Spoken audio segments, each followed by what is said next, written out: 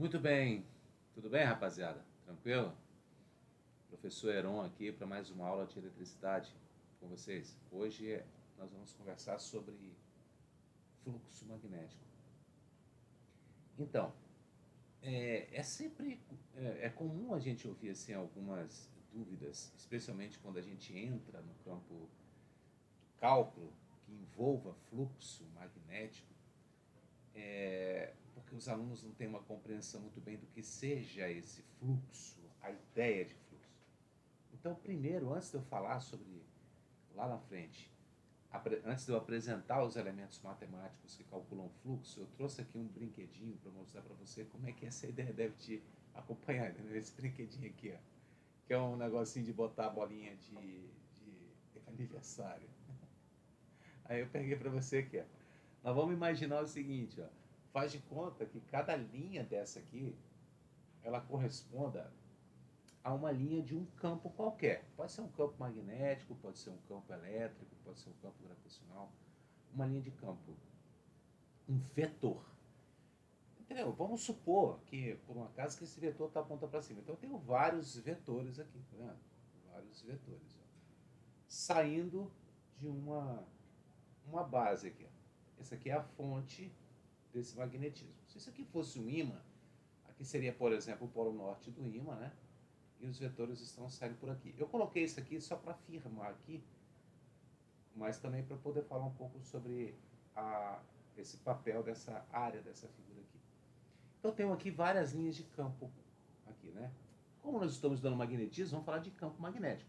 Mas você também pode pensar isso para o campo elétrico, para o campo gravitacional, para o que você quiser. Então, primeira observação é a seguinte: quando a gente diz assim, ó, as linhas saem do Polo Norte, não significa dizer que ela esteja andando, entendeu? Esse sai é só uma orientação, o vetor é para cima. Se eu dissesse para você que aqui é o Polo Sul, essas linhas estariam chegando para cá, com a ponta para cá. Mas as linhas de campo, elas não se movimentam no espaço, elas ocupam uma região no espaço, como esses negocinhos aqui, tá? Muito bem. Agora preste atenção. Eu posso medir desse campo a quantidade desse campo no espaço. Aonde eu tenho mais campo e aonde eu tenho menos campo. Então, para isso, eu vou usar aqui uma argolinha aqui de braço aqui da minha filha. Uma circunferência. Então, tá legal, ó. Eu vou medir através dessa área aqui, dessa circunferência, a quantidade de campos que eu tenho aqui, beleza? Então, repare. Vou botar assim que fica mais fácil. Onde eu tenho uma concentração de campos menor, quanto mais longe eu estou da fonte. A fonte está aqui. Quanto mais longe eu estiver da fonte, ó, menos campos eu tenho. Por exemplo, eu tenho uma linha de campo aqui. Opa, aqui, ó, para você enxergar, não é isso? Agora, se eu for me aproximando mais da fonte, quanto mais eu me aproximo da fonte, ó, mais linhas de campo eu tenho dentro dessa argola. Então, quanto mais próximo da fonte, maior a intensidade do campo, porque eu tenho mais linhas concentradas. Por isso que tem esse negocinho branco aqui, então, ó, mostrando que nessa área dessa circunferência eu tenho uma concentração de campos maior. Se eu esticar isso aqui para fora, botar numa posição mais externa, eu terei menos linhas de campo. Então, o campo, seja ele qualquer que seja, né, magnético, elétrico, ele é mais intenso quanto mais próximo da fonte. Aqui, ó, tá vendo como aqui eu tenho mais linhas de campo aqui, ó, do que, por exemplo, aqui nessa região aqui, ó, do que aqui assim, ó. Ok? Isso é uma. A outra questão que eu quero dizer para você é o seguinte: como é que eu posso captar ou medir a quantidade de campo dentro dessa circunferência? Eu tenho que escolher estrategicamente uma posição para essa circunferência. Uma posição é a seguinte: primeiro, eu tenho que fazer a melhor maneira. Eu consigo captar mais se eu tiver com esse campo incidindo assim, ó, em relação a essa circunferência. Ou seja, eu vou dizer que aqui eu tenho uma superfície, certo? E quando essa superfície ela é perpendicular às linhas de campo, eu consigo captar mais linhas, olha. Né? Quando ela é perpendicular às linhas de campo, eu consigo capturar para dentro dessa circunferência uma quantidade de campos maior. Agora, se eu for inclinando inclinando essa superfície, ó, quanto mais eu inclino, menos linhas eu consigo captar. Menos linhas eu consigo captar. A ponto de, se essa linha tiver, se essa superfície tiver nessa posição aqui, eu não consigo colocar, em qualquer que seja a minha posição, eu não consigo fazer com que essas linhas do campo magnético entrem na circunferência. Então, essa posição aqui indica uma quantidade de campos magnéticos dentro da circunferência igual a zero, certo? Igual a zero. Então, nessa posição aqui, eu não tenho campos magnéticos dentro da circunferência. Agora, quando eu coloco nessa posição perpendicular às linhas, aí sim eu consigo aumentar a concentração de linhas dentro da circunferência. Então, lembre-se, eu tenho uma quantidade de campos e tenho também a posição dessa circunferência em relação ao campo. Quanto mais perpendicular, mais linhas eu capto. Quanto mais assim, menos eu capto. Você poderia pensar nisso também como se você estivesse debaixo do chuveiro. Você está debaixo do chuveiro e a água está caindo. Aí, se você tiver o copo nessa posição aqui, você vai conseguir captar mais água, não é isso? Se você virar o copo para o lado assim, a água vai passar do lado, você não vai captar nada. Então, a posição dessa circunferência influencia na medida que você vai fazer da quantidade de coisas que tem aqui dentro. Tudo bem? Massa. Essa quantidade de coisas que tem dentro daquela circunferência serão as nossas linhas de campo magnético, beleza? Nós vamos chamar essa quantidade de fluxo magnético, ok? Então, olha bem, o que vai ser o nosso fluxo magnético? É o objeto de estudo de hoje. Eu quero só que você se preocupe no seguinte: nós hoje não vamos fazer nenhuma conta, nós não vamos fazer nada mirabolante assim de contas, não vamos resolver nada. Eu só quero que você entenda o que é o fluxo magnético, porque isso vai ser importante para você compreender depois o que é indução magnética, ok? Então você vai entender o fluxo primeiro, depois você vai... o mais importante é a indução. Na semana que vem, nós vamos fazer uma revisão de campo e força em fluxo. Em fluxo. Depois do feriado, a gente vai entrar na indução eletromagnética, que é o último assunto que a gente tem para trabalhar com vocês. Mas então, vamos lá, a questões do campo do fluxo magnético, beleza? Então, veja bem. Em física, a ideia de fluxo é a seguinte, né? Fluxo de uma grandeza física através de uma superfície. Então, repare que a ideia de fluxo está sempre relacionada a uma superfície, né? Como eu disse para vocês, essa superfície aqui, né? A superfície circular aqui dessa argola. Na física, ela possui dois significados distintos dependendo do tipo de fenômeno a que se refere. A principal diferença matemática entre os dois usos é o tipo de grandeza que a gente obtém. Então, olha só, tem dois destaques aí. No contexto de fenômenos de transporte, como por exemplo, transferência de calor, ou seja, o calor vai sair de um corpo para o outro. Então, há um movimento de calor, certo? Uma difusão de calor, por exemplo, de calor. Então, essa ideia, quando há um movimento assim, ela é uma grandeza vetorial e descreve a magnitude, a direção do fluxo de uma substância ou de propriedade. Agora, no contexto do eletromagnetismo, o fluxo é uma grandeza escalar, que descreve a intensidade da atuação de um campo através de uma superfície arbitrária. Então, olha só a diferença.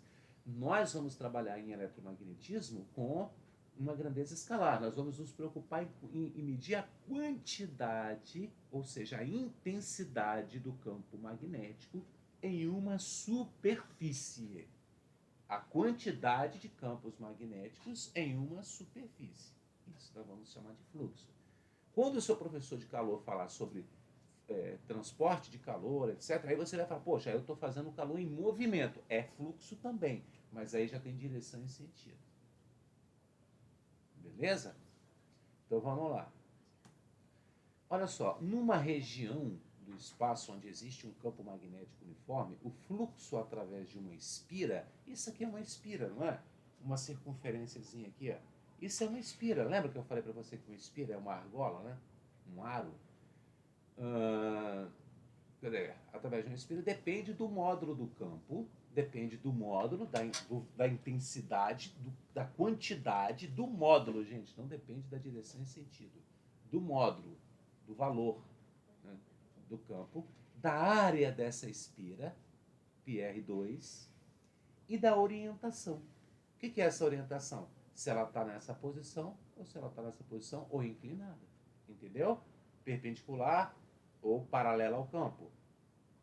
Ó, perpendicular ao campo, paralela ao campo. Depende dessa orientação. Então depende do campo, do valor do campo, da área dessa espira, da área, e depende da inclinação dessa espira em relação ao campo.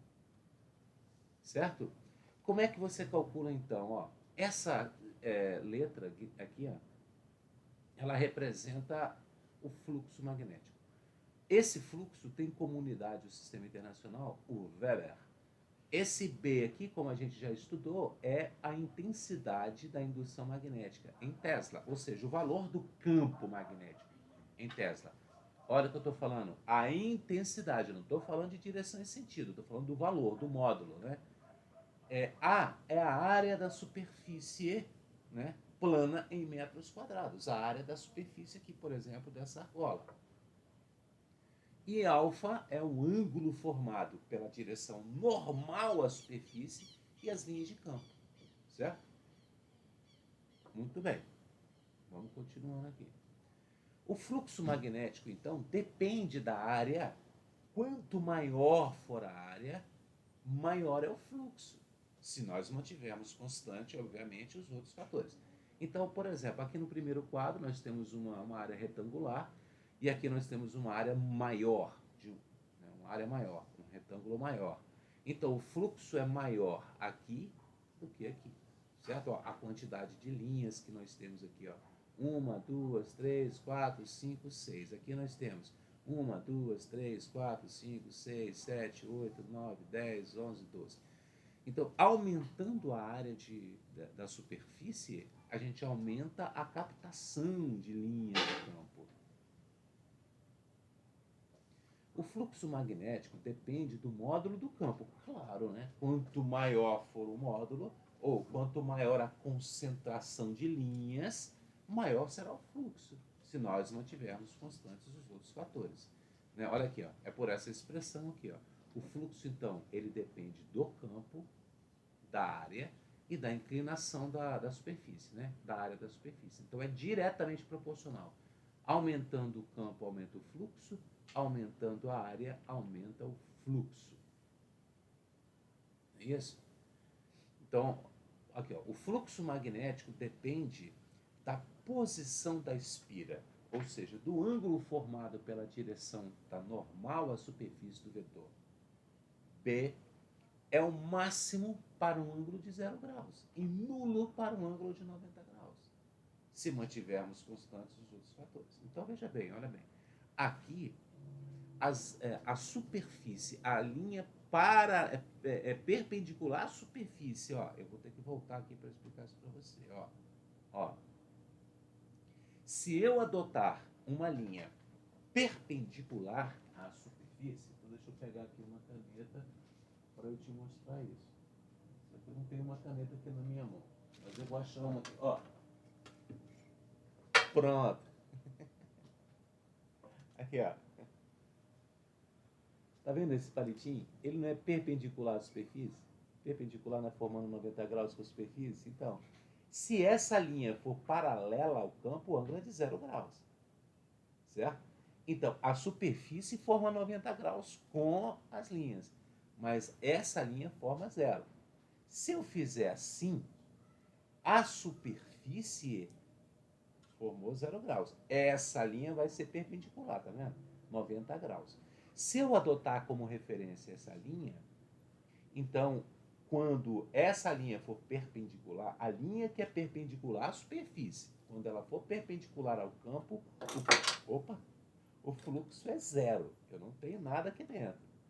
Se ela for assim e essa linha for assim, Ou seja, se a linha que é perpendicular ao plano for paralela às linhas do campo, a intensidade do campo, o fluxo é maior. Então você tem que tomar cuidado. Olha bem, o que você tem que ter em mente, legal aí, é essa orientação aqui, ó. Se a superfície estiver desse jeito aqui, vamos chamar, ó, o fluxo é zero, né? Se ele estiver mais inclinado, é um fluxo intermediário. E vai ser nessa posição aqui o fluxo é máximo.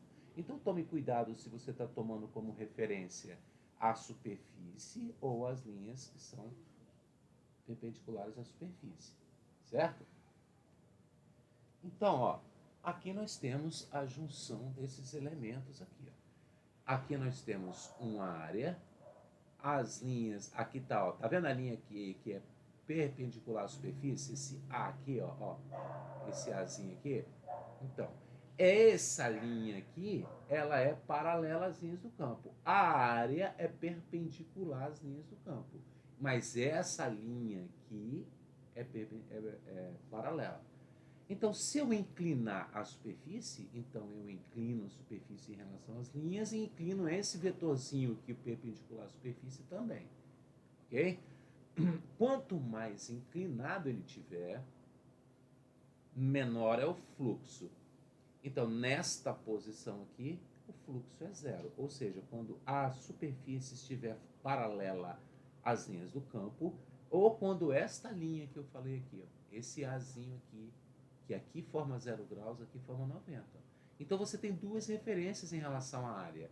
Uma é a própria área, a outra é essa linha, esse vetorzinho aqui. Certo?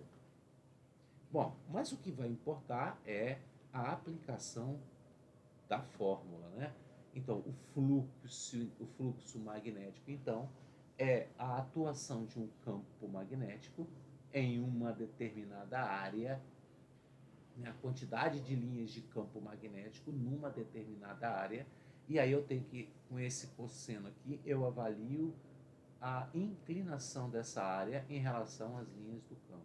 Sempre que você tiver essa expressão aqui numa fórmula, né, nessa expressão matemática com isso aqui, nós vamos ter sempre relacionado a esses dois elementos da fórmula, certo? Então, isso é o fluxo magnético em Weber, isso aqui é Tesla, isso aqui é metro quadrado. Né? Tá aqui, ó, Tesla, metro quadrado, Tesla vezes metro quadrado, Weber. Lembre-se, fluxo aqui não é movimento, né? Não tem nada se movimentando. Agora, olha bem, se você tiver uma espira, né? Aí eu vou voltar com você para essa tela aqui, vou voltar com você aqui para essa tela inteira para explicar para você o seguinte: isso aqui é uma espira. Aqui, ó. Aliás, isso é um espiral, né? A espira é um só. Aqui, essa é a molinha da minha filha, os brinquedinhos da minha filha estão me ajudando aqui. Então tá aqui, ó. Um anelzinho é uma espira. Se eu pegar vários anéisinhos, eu formo um espiral, ou uma solenoide, ou uma bobina. Quando eu pegar isso aqui e fizer isso aqui dentro de um campo, eu vou ter a mesma relação. Ó. Se essa bobina entrar dentro do campo, ela pode captar uma quantidade de campo magnético aqui. Então, nesta posição, ela vai captar uma quantidade maior. Então, do mesmo jeito que eu pensei numa espira, eu penso numa bobina. Sacou? Uma bobina. E as linhas de campo dentro dessa bobina. As linhas de campo magnético no interior dessa bobina. Entenderam como é que é? É simples, né? Não é tão complicado assim, né? Então, olha bem o que nós temos aqui, ó. Se eu tenho N espiras condutoras, o fluxo magnético total é o produto do fluxo de uma espira pelo número total de espiras. Se eu tiver uma espira como essa aqui, eu vou contar, ó. 1, 2, 3, 4, 5, 6, 7, 8, 9, 10, 11, 12, 13, 14, 15, 16, 17, 18, 19, 20, 21, 22, 24, 25. Então, eu tenho N igual a 25. Eu calculo o fluxo de uma espira, multiplico por 25, que eu vou ter o fluxo magnético total dentro dessa espira. é o produto de uma delas. Ok, gente? Muito bem. É importante a gente dar conta para você de algumas situações. A primeira situação é a seguinte: lembre-se, quando eu falar de fluxo, eu não estou me referindo a um movimento. Eu estou me referindo à atuação de um campo magnético numa superfície. Ok? Mais adiante, na outra semana, depois do feriado, eu vou dizer para você o seguinte: ó, eu posso fazer com que essa espira se movimente em relação às linhas de campo. Né? Porque se eu fizer isso aqui, ó, né, ela está parada. Eu tenho um fluxo constante. Um fluxo constante. Né? Quanto mais próximo eu estiver da fonte, mais intenso esse fluxo. Se eu movimentar essa superfície aqui, ó, em relação à espira, quanto mais eu movimento, mais vai diminuindo isso, tá vendo? Diminuir o fluxo. Se eu aumento, se eu me aproximo, eu aumento, eu estou forçando a barra aqui, né? Eu aumento o fluxo. Ó. Mais perto eu aumento o fluxo, mais afastado eu diminuo o fluxo. Então eu vou criar um movimento dessa espira em relação a essas linhas de campo magnético. Esse movimento, o movimento, vai gerar o que nós vamos chamar depois de força eletromotriz induzida. Mas isso é um papo para a gente discutir depois do feriado. Mas primeiro eu quero que você grave bem isso. Nós só estamos estudando fluxo. O fluxo não é o movimento do campo, é a ação do campo numa superfície. Pronto, então está aqui. Nós temos um fluxo aqui, não é isso? Uma quantidade de linhas, uma área A, B vezes A é o fluxo. Quando eu fizer esse objeto, essa coisa, se mover aqui dentro do campo, o campo vai se mover em relação a ela, né? Se você se move em relação à árvore, a árvore se move em relação a você. Então, se essa área, se essa superfície se mover aqui, o campo também se move. Então, esse movimento... Opa, não posso estragar, porque isso aqui não é meu. Esse movimento aqui, ó, vai gerar uma força eletromotriz induzida, uma corrente elétrica induzida. Mas isso é só depois do feriado. Você entendeu o que é fluxo? Entendeu? Eu espero que você tenha entendido. Eu espero que eu não tenha confundido a sua cabeça. Eu espero que você tenha tido a exata noção, porque é muito comum a gente ver os alunos confundindo a ideia de fluxo com a ideia já de movimento. Não. Só vai existir movimento se for relativo entre as linhas do campo e a superfície. Mas as linhas de campo e superfície podem não se movimentar e ainda assim ser fluxo. Fluxo não indica movimento. Fluxo indica ação. Ele pode indicar movimento quando eu quiser fazer um se movimentar em relação ao outro. Mas por enquanto você vai ficar com essa ideia de fluxo como a ação de um campo numa determinada superfície. Tudo bem? Espero não ter confundido a sua cabeça. E hoje a aula ficou um pouco mais curta, porque nós não estamos trabalhando exercícios ainda. Na semana que vem, na terça-feira, vocês vão encontrar já uma aula em que nós vamos falar sobre exercícios de campo, de força e de fluxo. Tá bom? Um abraço para você. Tchau. Ah, sim. Você está me vendo pelo YouTube? Dá uma curtidinha aí, por favor. Se inscreva no meu canal, dá uma curtidinha aí. Um abraço.